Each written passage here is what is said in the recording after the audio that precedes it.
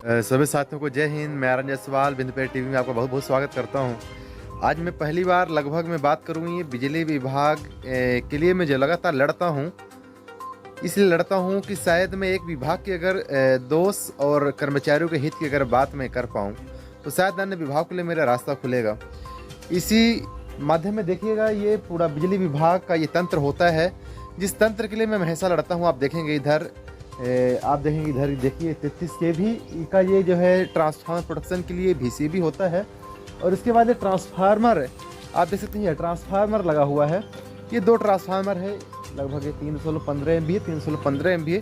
यहाँ से ही ग्रामीण घरों में ही लाइट जाती है। मैं बात करूँ, यहाँ से मैं गुजर रहा था, लेकिन स्थितियाँ ये हुई कि मैं अकेला था, लेकिन जिनके मैं लगातार लड़ता हूँ तो शायद वहाँ की जो स्थितियाँ होती है, मैं लगातार रिस्क की बात करता हूँ, करंटों की बात करता हूँ कि करंट लगता है या फिर बड़ा खतरा होता है, उसके हिसाब से मूल वेतन नहीं मिलता है, जीवन उपार्जन के लिए कोई भी यथाउचित उपकरण नहीं मिलते हैं।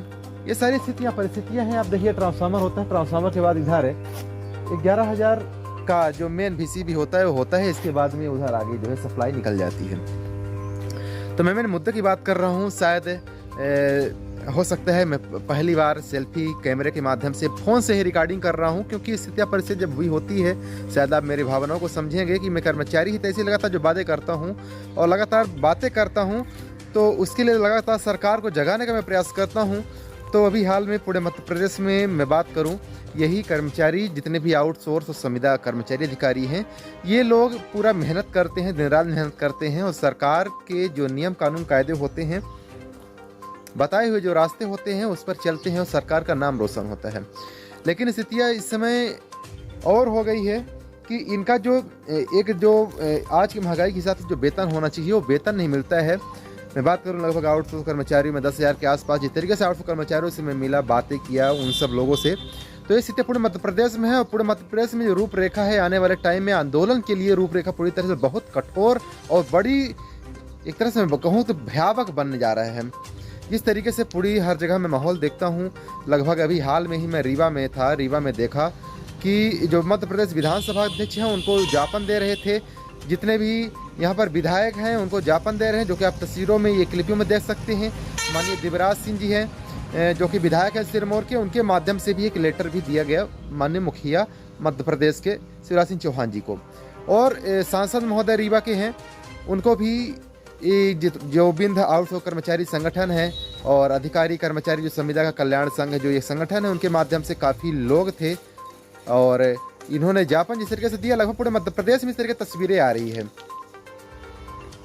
अब बड़ा दरअसल मैं बात बता दूं, ये बड़ा तकलीफ की बात होती है। शायद कुछ लोग को मेरी बातें अच्छी नहीं लगती होगी, तो वो लोग कृपया करके बाहर भी जा सकते हैं, ये वीडियो देखना बंद कर सकते हैं। लेकिन वो कर्मचारियों के लिए सोचिए कि जिन कर्मचारियों के माध्यम से आप और हमारे सभी के घरों में उजाला होता है। एक मैं बात बता दूं, आप सुने होंगे 33,000 और 11,000 वोल्टेज का क्या प्रभाव होता है। देखिए ये 33,000 वोल्टेज है। अब इसी के देखिए यहाँ पर पैनल में ये लोग कार्य करते हैं और लगभग 3 फीट से 4 फीट के ऊपर ही 33,000 वोल्टेज है। अब जरा आप ही बताइए कि इस स्थितियों में इंश्योरेंस होना चाहिए कि नहीं होना चाहिए, वेतन होना चाहिए कि नहीं होना चाहिए, कोई भी किसी भी तरह से अगर दुर्घटना हो जाती है, दुर्घटना बीमा होना चाहिए कि नहीं होना चाहिए, और दुर्घटनाओं के साथ में अगर किसी की मृत्यु हो जाती है तो उसके लिए एक जो निश्चित होता है जो परिवार के भरण पोषण के लिए, तो वो एक सफिशेंट राशि मिलना चाहिए कि नहीं मिलना चाहिए। एक बात आप बताइए कि कोई भी जब रोड में एक्सीडेंट होता है, रोड में कोई दुर्घटना होती है, तो इसके बाद में देखते होंगे कि उसके 18 लाख 20 लाख जो भी मृत्यु हो जाती है, फिर दवाइयों के लिए पूरा पैसा मिलता है। ये रोड की मैं बात कर रहा हूँ। जो कि मैं बात बताऊँ, कोई अगर ट्रक है ना 18-20 लाख का, 30 लाख का, उसकी ये कीमत है कि लगभग 18 से 20 लाख रुपए तक का मृत्यु के बाद उपरांत एक इंश्योरेंस के माध्यम से अंशदान होता है। लेकिन आप ये जो तस्वीरों पर देखेंगे ना कि भाई साहब ये ट्रांसफार्मर और ये पूरा जो सब स्टेशन बनता है ना, करोड़ों की लागत से बनता है। और जरा ऐसे कर्मचारी और ऐसे अधिकारी भी भूल गए जिन्होंने इसका निर्माण किया। इन कर्मचारी और अधिकारियों की बात नहीं समझ पाई, इनकी भावनाओं को नहीं समझ पाया कि आखिर इनके भी परिवार के लिए कोई भी इंश्योरेंस ऐसी पॉलिसी बनाना चाहिए। अब अगर ये बात करते हैं कि लगातार काफ़ी वर्षों से हम आउटसोर्स के रूप में हैं, ये सिविलियन किया जाए, तो आखिर सिविलियन क्यों नहीं कह सकता है? मैं आपसे पूछना चाहता हूं और सरकार से भी पूछना चाहता हूं कि ऐसे कर्मचारी अधिकारी के लिए एक नियमावली निश्चित क्यों नहीं बन रही है? आखिर इतने वर्षों से संविदा कर्मचारी अधिकारी काफ़ी दिनों से झेल रहे हैं, विभाग के ऊपर सेवाएं दे रहे हैं, तो आखिर इनको नियमित क्यों नहीं किया जा रहा है? लगभग 2013 के पहले के भी कई भी कर्मचारी का भी अधिकारी हैं, लेकिन इनको आखिर क्यों नहीं किया जा रहा है? जबकि 2013 में भाजपा सरकार ने अपने एजेंडा में शामिल किया था कि संविदा वालों को हम रेगुलर करेंगे। और आखिर अन्य जितनी भी कंपनियां, लिमिटेड कंपनियां होती हैं, वहाँ पर जो कर्मचारी होते हैं ठेकेदार के रूप में होते हैं, लेकिन उनको भी नियमित किया जाता है 2 साल, 3 साल, 4 साल के बाद। तो आखिर यहाँ बिजली विभाग में आखिर क्यों इतनी घटिया सिस्टम बना हुआ है? इसीलिए इस सारी समस्याओं को लेकर मैं लगातार चर्चा का विषय बनाता हूँ। यहाँ पर आप देखिए कितने भाई नहीं एक्सीडेंट हो गए, कितने भाई नहीं एक्सपायर हो गए, किसी भी तरह से कोई भी अंशदान किसी भी तरह से मिलने को तैयार यहाँ कोई अधिकारी नहीं है। मैं बात करूँ यहाँ पर चाहे आप अभी मड़िया भाई की अभी हाल में ही आपने बयान सुने हो, किस तरीके से परिवार की चिंता करते करते एक्सपायर हो गए थे, और किस तरीके से भी हाल में ही 2-3 दिन पहले ही ग्वालियर में बहुत बड़ा घेराव हुआ था प्रद्युमन सिंह तोमर जी का। और यहाँ पर अब सरकार सुनने के भी मोड में है, लेकिन जिस तरीके से पूरे मध्य प्रदेश में अपनी अपनी मांग को लेकर हड़ताल चल रहा है, उसमें सभी साथियों का सहयोग करना चाहिए। और जो आपके समर्थन में वीडियो बनाता है, लगभग मैं बात करूँ पूरे बिजली विभाग के लिए, मैंने अनवरत 40% मैंने वीडियो बनाया है आपके बिजली विभाग को लेकर के, और जिस तरीके से सपोर्ट मिलता है उस सपोर्ट को लेकर के बड़ा अच्छा लगता है, और उसी सपोर्ट के माध्यम से मैं लगातार बातें भी कर पाता हूं। और मैं उम्मीद करता हूं कि लगभग जिस तरीके से सुनने में आता है कि अधिकारी, संविदा कर्मचारी अधिकारी और आउटसोर्स मिला करके जिस तरीके से लगभग 45 से 50 हज़ार एवं लोग हैं। अगर मैं बात बता दूं आपको साथियों ना, मुझे अगर 30,000 लोग का भी अगर सपोर्ट मिल जाए ना, तो खटिया खड़ी कर दूं, इतनी क्षमता रखता हूं। क्योंकि संविधान मुझे भी पता है, और संविधान में क्या बातें किया जा सकता है वो मुझे पता है, और आपका अगर सपोर्ट मिलता है वो मुझे केवल दिलासे के लिए होता है। मेरे लिए जो भी है आपका केवल सपोर्ट और दिल से एक सैल्यूट, ये सारी चीज़ें एक हौसले के रूप में आप दे सकते हैं। ये सारी समस्याएँ कर्मचारी और अधिकारियों की मैं बात लगातार हर विभाग के लिए मैं करूँगा। अभी पहले फिलहाल में बिजली विभाग के लिए मैं जिम्मा उठाया हूँ। अगर बिजली विभाग की अगर जिम्मेदारी अगर मेरी सफल होती है, तो अन्य विभागों को लेकर के, चाहे आप सहकारिता विभाग की बात करें, और चाहे आप ग्रामीण रोजगार सहायकों की आप बात करें, और चाहे जितने भी अतिथि शिक्षक हैं, चाहे आंगनबाड़ी का आशा कार्यकर्ताओं की बात करें, ये सभी लोग की समस्याओं के साथ में जनहित के जो मुद्दे हैं, जनहित के मुद्दे भी मैं उठाने का लगातार प्रयास करूँगा, चाहे जो भी स्थितियाँ हो जाए। साथ हो सकता है कि हमारी जो लैंग्वेज है, हमारा जो तरीका बोलचाल का है, शायद आपको पसंद न आता हो, क्योंकि मैं कोई भी प्रशिक्षित व्यक्ति मीडिया से संबंधित नहीं हूं, और ना भी मैं संपन्न नहीं हूं कि मेरे पास कैमरे आदि कर्मचारी, कैमरामैन, ये सारे लोग ये मेरे पास नहीं है। मैं केवल एक अलौता एक आप जैसा एक इंसान हूं, और आपकी आवाज़ों के लिए मैं इसी फ़ोन के माध्यम से ही, स्मार्टफोन के माध्यम से ही उठाने का मैं लगातार प्रयास करता हूं।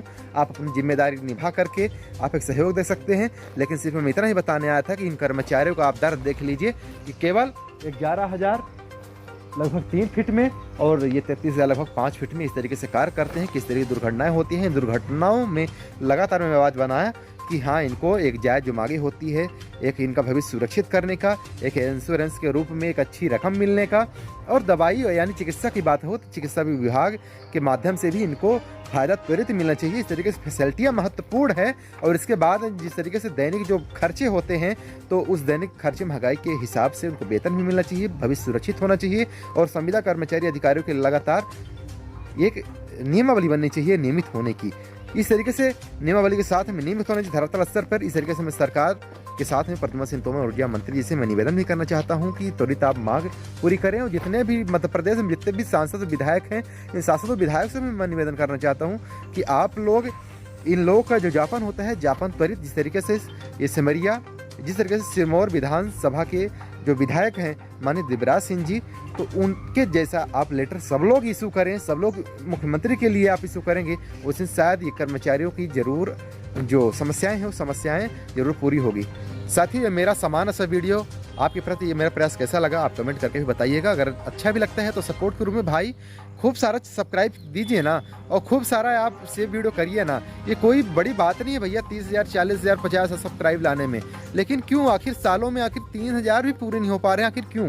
तो इसलिए साथियों सपोर्ट करें, और सभी साथी सपोर्ट करें अपने अपने विभागों में, क्योंकि अपनी बारी आने का आप इंतज़ार ना करें, क्योंकि जब आपकी बारी आती है तो वही साथी इंतज़ार वही साथी सपोर्ट नहीं करते हैं। इसलिए सभी साथी सपोर्ट करें, क्योंकि आपके ये विंध्य का बेटा, आपके मध्य प्रदेश का बेटा बहुत कुछ करने का प्रयास करने जा रहा है, बहुत कुछ खुलासे करने का प्रयास किया जा रहा है। लेकिन आपका एक सपोर्ट करना ही मुझे हौसला मिलता है। इसी साथ देखते हैं टीवी, मैं जायसवाल।